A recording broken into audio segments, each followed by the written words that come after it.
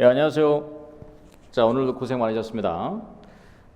오늘 문제 풀이 관련돼서 여러분들 이제 실제 시험장에서 이번 시에 12주차하고 이제 13주차 남았는데 실제 시험장에서 여러분들이 논리를 어떻게 끌고 가야 될지 그런 부분들에 대해서 되게 고민이 많으실 거예요. 그래서 오늘 문제가 그렇게 어렵지 않은 부분이어서 여러분들이 문제를 쉽게 이제 풀 수 있는 그런 쟁점들이어서 쉽게 해결을 할 수 있는 이런 부분들이어 가지고 일단 오늘 이런 이제 문제들이 나오게 되면은 이 문제를 기승전결로 논리적으로 어떻게 끌고 가야지 좋은 성적을 받을 수 있는지, 자, 이런 분들을 한번 스토리텔링 방식으로, 그러니까 실제 내가 시험을 본다라는 전제로 해서 이번 주, 다음 주 한번 이렇게 논리를 한번 끌어가 보도록 하겠습니다. 근데 이제 먼저 우리 스토리텔링 4단계 하기 전에 오늘 그 강의 자료 38페이지 보시면은요, 이게 개정이 됐습니다. 그렇죠? 우리 지난주에 개정이 돼서 이게 이제 개정된 법률이 이제 바로 2026년 6월 16일 날 개정이 됐죠. 자, 해서 며칠 전에 개정이 됐습니다. 며칠 전에 개정이 됐는데 여기 이제 내년도에 이제 올 말이랑 내년도 시행에 관련된 규정이어서 어떨지 모르겠는데, 그래도 여러분들 대집행이 나온다 그러면은 반드시 이행강제금에 관련된 내용은 반드시 기재를 해주시기 바랍니다. 자, 토지보상법 제89조 제2항의 이행강제금이 새로 신설되었다. 그렇죠? 이렇게 보시면은요. 1항 특별도지사 시장군수구청장은 정당한 이유 없이 제43조를 위반하여 토지 또는 물건을 인도하거나 이전하지 아니한 자에게 대통령으로 정하는 기준에 따라 1천만 원 이하의 이행강제금을 부과할 수 있다. 제2항에서 특별자치도지사 시장군수구청장은 제1항에 따른 이행강제금을 부과하기 전에 상당한 이행기간을 정하고 그 기간까지 토지 또는 물건을 인도하거나 이전하지 아니한 경우 이행강제금이 부과될 수 있음을 통지해야 된다. 3항 특별자치도지사 시장군수구청장은 제2항에 따른 이행기간을 기준으로 하여 1년의 2회 이내의 범위에서 토지나 물건의 인도 또는 이전이 이행될 때까지 반복하여 제1항에 따른 이행강제금을 부과 징수할 수 있다. 제4항 제1항부터 3항까지 규정한 사항 외 이행강제금의 부과 징수에 관해서는 행정기본법 제31조 제2항부터 제6항까지에 따른다.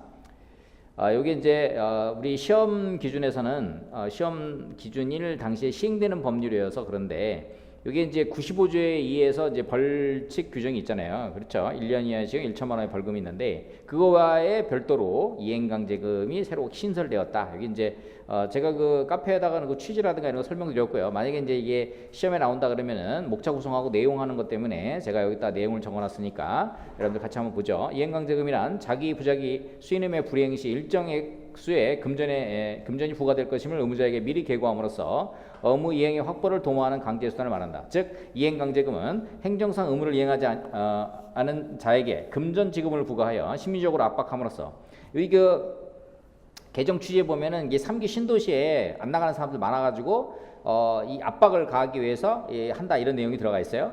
자, 의무이행을 확보하려는 행정상 강제 집행 수단이다. 이행강제금의 부과처금은 금전 납부금을 부과하는 행정처분에 해당하므로 이에 대한 불복은 행정쟁송 절차에 따라 이루어진다. 자, 이행강제금의 특징이 뭡니까? 납부 의무를 발생시키는 하명에 해당하고요. 장래의 의무이행의 확보를 위해서 강제수단이기도 하고 과태료나 형벌과 병가될 수 있고요. 의무이행이 있을 때까지 반복 부과 가능하다는 특징이 있습니다.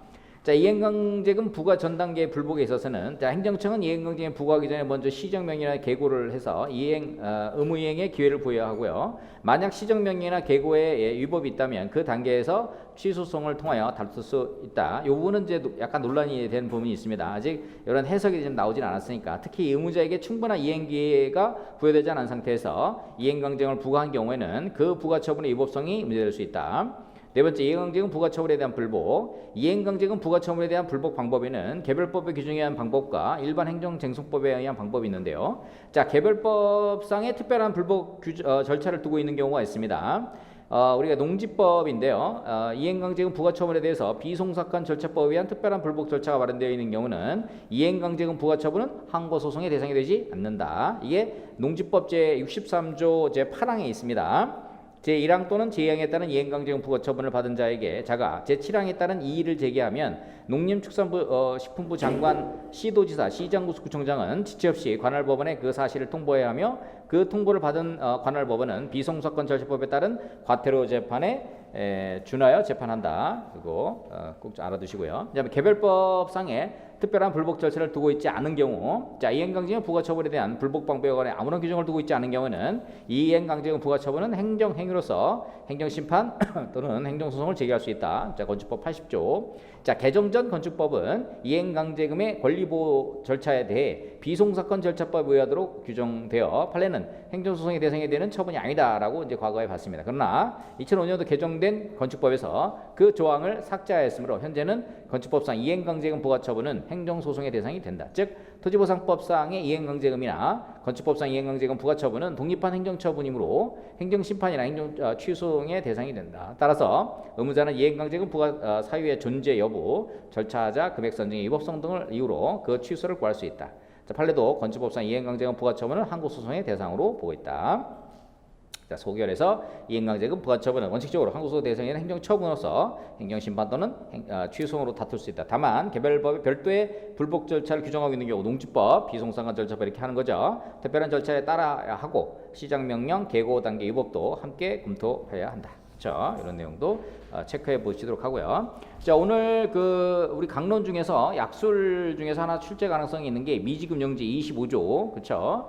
지금 뭐가 불법 평질 변경, 그 다음에 미지급용지 이런 것들이 좀 출제 가능성이 있고, 미지급용지의 핵심이 뭐냐면은 이게 미보상용지와 미지급용지의 차이점은 뭐냐면, 미보상용지는 현재 공익사업이 아무것도 이루어지지 않은 그러니까 공익사업이 이루어진 상태에서 보상금이 지불되지 않은 토지를 우리가 미보상용지라고 하죠. 미지급용지는 어떻게 돼요? 보상이 되지 않은 토지 이 자체가 새로운 공익사업이 시행됨으로 인해서, 새로운 공익사업이 편입됨으로 인해서 새로운 공익사업 시행자가 보상금 지급 의무를 지는 것을 바로 미지급용지라고 한다. 그렇죠? 예전에 미불용지라 그랬는데, 이 미불용지가 일본식 용어라 해서 이 부분을 이 명칭 변경을 한 거죠. 그래서 관련된 규정하고 법리 여러분들 살펴보시면 되겠습니다. 그래서 미지급용지에 해당하기 위해서는 공익사업이 시행된 부지하고 종전 공익사업은 해당 부지에 대해서 보상금이 지급될 필요가 있어야 된다. 이런 거 하고요. 판례에 있습니다. 미지급용지의 보상 규정의 취지는 적정 가격으로 보상한 거다. 이 판례 알아두시고요. 그 다음에 또 있죠. 뒤에 보시면은 42페이지에서 종전 공익사업 시행으로 현실적 이용상이 변경됨으로써 토지의 가격이 평등한 경우는 현황을 기준으로 보상한다. 그렇죠? 이 부분 하고요. 그 다음에 관련 문제로서 시효취득, 악의의 무단 점유가 입증된 경우 특별한 사정이 없는 한 점유자는 타인의 소유권을 배제하고 점유할 의사를 갖고 있지 않다고 봐야 하므로, 이로써 소유의 의사가 있는 점유라는 주장은 깨졌다. 해서 시효취득, 우리가 과거에 도로공사에서 미지급용지 관련돼서 다 시효취득으로 가져가 버렸는데, 이 악의의 무단 점유 9-28625 이 판결이 나옴으로 인해서 이제 그런 부분들이 정비가 됐다. 이렇게 보시면 되겠습니다. 이거 뭐 읽어보면 여러분이 알 수 있는 거고요. 자, 오늘 스토리텔링으로 해서 한번 여러분들하고 같이 문제를 한번 풀어보도록 하겠습니다. 자, 이게 이제 여러분이 잘 모르는, 오늘 이제 일부러 사업인정 파트의 하자승계, 그 다음에 이제 표준직 개별공시까지 하자승계 파트 이런 것들 같이 한번 물어봤고요. 그 다음에 공법상 제한받는 토지의 평가, 그래서 최근에 나온 게 이제 자연공원법엔 자연공원구역이 한번 나왔고, 그쵸? 그 다음에 2012도 7950 대치동 공원에 관련된 이런 것들이 이제 나온 지 꽤 됐잖아요. 그쵸? 그래서 그것도 한번 같이 보시면 되겠습니다. 자, 문제 1번에서 여러분들이 기승전결, 그렇죠? 오늘 스토리텔링 마지막 8번째 자료 한번 보시면은요. 오늘 우리가 실강 들은 분들도 꼭 듣고 가라 그랬는데, 그렇죠? 이게 우리 시험위원분들이 출제할 때 이런 방식으로다가 기승전결 방식으로 논리적으로 끌고 가는 거, 이런 것들을 한번 배우려고 제가 막판에, 그렇죠? 여러분들 새로운 문제가 나왔을 때 그럼 어떻게 끌고 가느냐, 그렇죠? 그래서 각 물음에 대한 기승전결을 항상 머릿속으로다가 논리적으로 여러분 항상 생각해 볼 필요가 있겠습니다. 자, 사업인정과 사업인정 고시 관련되는 이건 간단한 쟁점이니까 기승전결이 아니더라도 여러분들이 이 쟁점에 대해서 확실하게 알 수가 있는데, 다만 여기서 절차의 하자, 그렇죠? 절차의 하자 관련된 쟁점이 출제가 같이 됐습니다. 자, 요거는 이제 기승전결 관련돼서 기에서는 뭐냐면 쟁점을 이제 출발함에 있어서, 자, 기업 도시개발계획 승인으로 사업 인정에 의제된 상황에서 21조 2항에 따라서 중앙토지협의와 이강의 의견청취를 거치지 않은 하자가 어느 정도의 위법인지 부분하고요. 그래서 여기서 사업인정과 사업인정고시가 어떤 효력을 가지는지, 그 다음에 이 절차 하자가 독자적 위법성이 있는지 이런 부분, 그 무효가 그 사자가 무효사유인지 취소사유인지 이런 부분까지 해서 사업인정 관련된 그 처분성과 절차자 위법 이런 논리로 길을 잡아주시면 되겠습니다. 자, 그러면 이제 사업인정과 사업인정고시의 법리, 그쵸? 그러면 사업인정이 뭐냐? 승단계에서 사업인정은 공익사업을 토지 등을 수용하거나 사용할 수 있는 사업. 이게 이제 요런 논리 자체가 지금 우리 예시답안에 있는 목차 흐름대로 가고 있는 거예요. 그렇죠? 그러니까 여러분들이 그거를 목차를 잡아갈 때 이 기승전결의 목차를 쭉 따라가서 잡으면은 기본적으로다가 그 논리를 하나도 안 빼먹고 쓸 수 있단 말이야. 그렇죠? 그러니까 문제를 봐가지고 요거를 여러분 밑줄 쭉쭉 친 다음에 그거에서 어떻게 돼요? 그 기승전결로다가 옆에 쓱 써놓은 다음에 여러 번 알 수 있는 뭐 1, 2, 3, 4를 써놓던지 그래가지고 그 논리를 빼먹지 않고 쓸 수 있도록. 그쵸? 시험장에서 그 기승전결을 제가 강조드리는 게 뭐냐면 이게 이제 새로 그 익숙하지 않은 문제가 나오다 보면은 그냥 내가 아는 거에 꽂혀가지고 그것만 막 바르고 나올 경우가 많거든. 실제. 저도 시험 많이 봤잖아. 실제로 그래. 뭐가 쉬웠는지 그냥 내가 알고 있는 것만 쭉 바르고 나온다고. 그러는 거 빼먹네. 꼭 썼어야 되는데. 그러니까 그거를 놓치지 않으려면 여기다가 여러분이 물음 1에다가 기승전결을 딱 써놓은 다음에 여기서 내가 빼먹지 말고 꼭 써야 될 거를 딱딱딱 체크를 해가지고 목차에서 빠짐없이 들어갈 수 있도록, 그쵸? 이렇게 하시면 좋을 것 같습니다.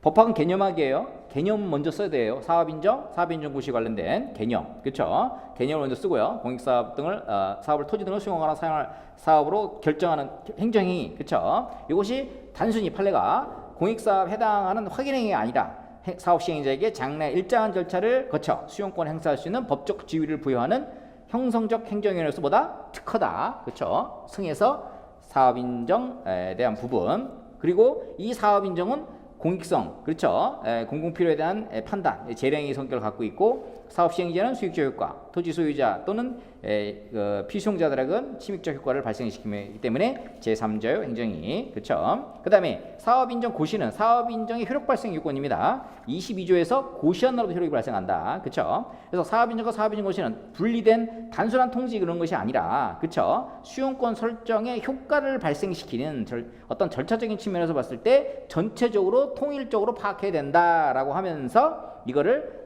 동시에 특허로 같이 보고 있다. 다수의 견해가. 그렇죠? 자, 그 다음에 사업인정 절차에서 여러분들이 빼먹지 말아야 될 게 여기서 중앙토지주의협의와 이강인의 의견 청취 요 부분에 있어서 핵심이 뭐냐면 피수용자의 재산권 보전과 수용의 적정성 확보, 이거 중요한 절차입니다. 따라서 이를 누락한 경우는 단순한 행정 편의상의 흠결이 아니라 뭐다? 절차상의 하자다. 그렇죠? 절차상 하자. 그래서 우리 예시답안에도 그런 내용이 들어가 있고요. 자, 전 단계에서는 뭘 쓰냐? 자, 전 단계에서는 절차자의 독자적 위법성, 위법의 정도 관련된 그 쟁점에 관련된 걸 보겠습니다. 그러면 핵심적으로 절차하자가 있고 곧바로 이게 무효가 되는 것은 아니다. 그렇죠? 자, 절차하자의 독자적 위법성. 요건 이제 견해 대립이 있습니다. 그래서 적법 절차 보장과 국민의 권익구제 밑줄 짝. 그렇죠? 이러한 측면에서 절차하자도 독자적 로 취소 사유가 될 수 있다. 그렇죠? 농고로 행정소송법 3조 3항 요 농고를 쓸 수가 있겠고요. 그래서 행정위가 이제 무효가 되기 위해서는 우리가 중대 명백설이죠. 내용상 중대한 하자뿐만 아니라 외과상 명백해야 됩니다. 토지보상법 21조에서 중앙토지협의와 이해관계의 의견 청취는 중요한 절차로서 누락한 내용상으로나 뭐 이런 부분이 중대한 하자라고 볼 수 있습니다. 그렇죠? 그러나 기업도시 개발 계획 승인 과정에서 기업도시 개발 특별법상 의견 청취 절차는 일부 실시되었고 사업인정 의제 절차와 21조의 절차 이런 것들을 봤을 때 일반인의 관점에서는 외관상 명백하다고 인식하기 어렵다. 그렇죠? 명백하게 인식하기 어렵다. 이렇게 논리를 볼 수 있겠죠. 자, 그래서 이 하자는 당연 무효 정도, 중대 명백해서 무효 정도는 아니고 취소 정도의 하자다. 그렇죠? 이게 이제 그 학자에 따라서 약간 그 요즘 중앙토지시행의 협의와 이해관계 의견 청취 관련돼서 이 부분이 아주 중대한 공익성 판단에 아주 중요한 부분이다. 그래서 이게 이제 연결되면 이게 바로 우리 그 공익성 협의, 공익성 검토 요 내용이 되잖아요. 그래서 이 부분을 만약에 이런 식으로 누락을 했다. 그러면은 무효라는 무효 정도의 하자다라고 주장한 학자들도 있어요. 그렇죠? 어쨌든 여기서는 이제 절차의 하자 전제로 해서 논리를 끌고 갔습니다. 그래서 취소 사유다. 그렇죠. 그 다음에 결에서 논증. 그래서 한 번 더 사업 인정, 그 다음에 대한 사업 인정 고시에 대한 효력 관련된 거 한 번 더 언급을 해주고, 그 다음에 그 하자는 중대하더라도 외관상 명백하지 않기 때문에 취소 사유다. 그렇죠. 따라서 갑은 원칙적으로 사업 이전 단계에서 취소 소송을 통해서 어떻게 돼요? 권리구제를 받아야 한다. 이런 부분들. 그래서 기는 뭐 이 쉬운 쟁점이었으니까 가고요. 그 다음에 주장 물음 2, 주장 1, 주장 2에서 여기서의 그 기승전결은 그렇죠. 논리 여기서 이제 20점짜리 분량이기 때문에 이 부분에서는 여기서 물음 2에서는 주장을 지금 두 개로 나누어서 대립구조를 가지고 있습니다. 주장 1은 선행 사업인정 절차 하자가 후행 수용지역에 승계되는지 대표적인 하자의 승계 쟁점. 그 다음에 두 번째 쟁점에서는 적법한 사업 인정을 받은 뒤에도 수용재결 당시 사업 시행자의 공익사업 수행력과 의사가 필요한 것이냐. 그렇죠. 이게 이제 원래 2009도 1051 판결이 뭐냐면 사업 인정 취소 사건이 아니에요. 재결, 수용재결 취소 사건이었습니다. 그렇죠? 사업 인정부터 수용재결에 이르기까지 사업 시행자의 공익사업 수행력과 의사가 계속해서 지속적으로 유지되어야 하는데 재결 단계에서 지금 돈도 없고 그렇죠? 경매로 진행한 게 2009도 1051이 골프현청 사건이잖아요. 그렇죠? 그래서 돈도 없고 뭐 이렇게 그 경매로 진행되는 상황이어서 결국은 사업 시행자의 공익사업 수행력과 의사가 없는 그런 상황이 된 거죠. 그랬을 때 이 재결을 해준다. 결국 수용권 남용에 해당한다. 그렇죠? 이런 법리가 되겠습니다. 그래서 주장 1은 하자의 승계 문제, 주장 2는 수용권 남용의 문제. 어디? 기에. 그렇지? 논점의 정리, 쟁점의 정리에다가 기에다가 보여줘야 되는 거야. 그냥 여러분들이 피상적으로다가 주장 1, 주장 2 이렇게 쓸 게 아니라 여기서 주요 쟁점, 주장 1의 쟁점은 하자의 승계 쟁점이고 주장 2의 쟁점은 수용권 남용의 문제로 논증을 이하에서 하겠다. 그렇죠? 이렇게 명확하게 초점, 그 논리의 초점을 딱 보여줘야 된다는 거지. 서론에 거기서 보여줘야 되고 쟁점의 정리에서 어차피 예시 답안이나 여러분들 평상시 보는 답안 똑같아요. 지금 내가 이걸 왜 말씀을 드리냐면 시험장에서 이 논리를 딱딱 어떤 논리를 내가 보여줘야 되느냐를 지금 설명드리는 거예요. 그렇죠? 그러니까 그렇게 이제 기에서 그 쓰고 그 다음에 승에서 주장 1 법리 구성 하자의 승계 기본적으로 법학은 개념학이라고 했어요. 그래서 하자승계 법리를 써줘요. 선행처분과 후행처분이 연속해서 이루어진 경우 후행처분을 다투면서 선행처 위법을 준할 수 있느냐? 취지가 뭐예요? 법적 안정성, 국민의 재판처분권. 이건 뭐 기본적인 거고. 그 다음에 이거에 관련해서 네 가지 전제 요건. 뭐 이거는 간략하게 언급을 해줘야 되고요. 그 다음에 여기서 핵심 포인트 전통적 견해와 그 다음에 판례, 그 다음에 구속력 이론. 요 그 전형적인 학설, 전통적 우리 하자승계론 동일한 법률효과를 목적으로 한다 하게 되고 별개의 법률효과를 목적으로 한다 하자승계 안 되고요. 그 다음에 구속력 이론 선행의 구성이 미치는지 여부에 따라서 판단하죠. 또한 그 936 854가 구속력 이론을 차용했다 해서 예측 가능성, 수행 가능성을 가지고 논고를 삼아서 예외적으로 하자의 승계를 인정한 그런 케이스가 되겠습니다.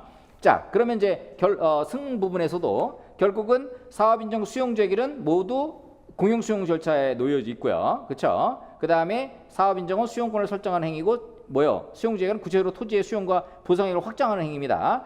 양자는 서로 밀접하게 관련되어 있지만 법률효과는 기본적으로 구분이 된다. 그렇죠? 이 부분. 판례도 사업인정 단계 우리 토지세목고시 누락에 대해서 이러한 절차상의 하자는 사업인정 단계에서 다투어야지 그 하자를 이유로 수용재결의 취소나 무효를 구할 수 없다. 그렇죠? 판례도 별개의 법률효과를 목적으로 하기 때문에 하자승계 인정되지 않는다. 따라서 선행 사업이 중에 당연무효가 아닌 이상, 그렇죠? 뭐 무효 이런 거는 뭐 결국은 논의를 할 필요는 없죠. 왜냐하면 사업인정 무효, 그럼 수용재결 무효가 바로 되니까.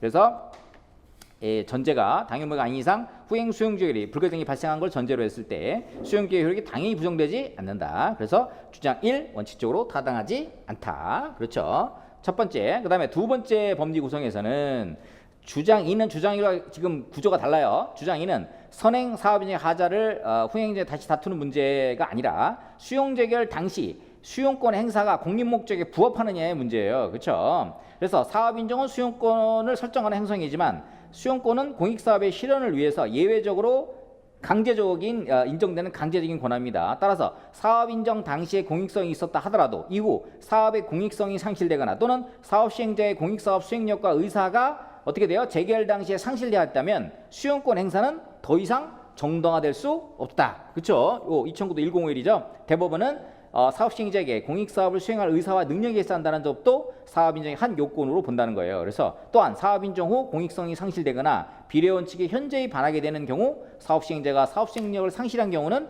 기존 사업인정에 기초한 수용권 행사를 하게 되면 뭐다? 수용권 남용에 해당한다. 그렇죠? 이게 2009도 1051 판결에 대한 주요한 법리로 다 쓰는 거예요. 그렇죠? 그래서 이게 중요한 게 사업포섭 외국이 되게 중요해요. 승단계, 전단계에서. 자, 을은 대규모 투자 자금 회수와 금융기관 대출 중단으로 사실상 사업 수행이 곤란한 상태에 있고 예정된 국제관광, 복합레저 건설도 대부분 중단되었습니다. 그렇다면 수용재결 당시에 공익사업이 실현 가능성이 현저히 약화되었고 사업 시행자의 수행력과 의사도 상실되었다고 볼 여지가 지금 크다. 그렇죠? 요거를 딱 보여주고요. 따라서 적법한 사업인정을 지금 받았지만 수용재결 당시 사업 수행 능력은 필요 없다는 을의 주장은 판례의 법리에 지금 반한다는 거예요. 그렇죠? 그래서 핵심 여기서는 사업인정의 불가장 이게 포인트가 아니라 수용권 남용 요 부분이 포인트다 이렇게 보시고요. 딱 결론 부분에서 자, 두 주장에 대한 최종 판단에 대한 논증은 그렇죠. 그래서 주장 1은 선행 개발행위 절차자의 추소사에 불과하고 사업인정 수용재결 별개의 법률 효과를 가지기 때문에 그 하자가 후행 수용재결에 승계되기 어렵다. 이렇게 그렇죠. 하자 승계 인정되지 않는다. 이렇게 보고요. 주장 1 타당성 없다. 이렇게 보고요. 반면 주장 2는 수용재결 당시 사업 시행자가 사업 수행력과 의사를 상실한 경우에도 수용재결이 적법하다고 좀 주장하고 있는데요. 그러나 이는 공익 목적에 반하는 수용권 남용이기 때문에 허용되는 결과가 되므로 타당하지 않다. 그렇죠? 주장 1, 주장 2 모두 X. 그렇죠?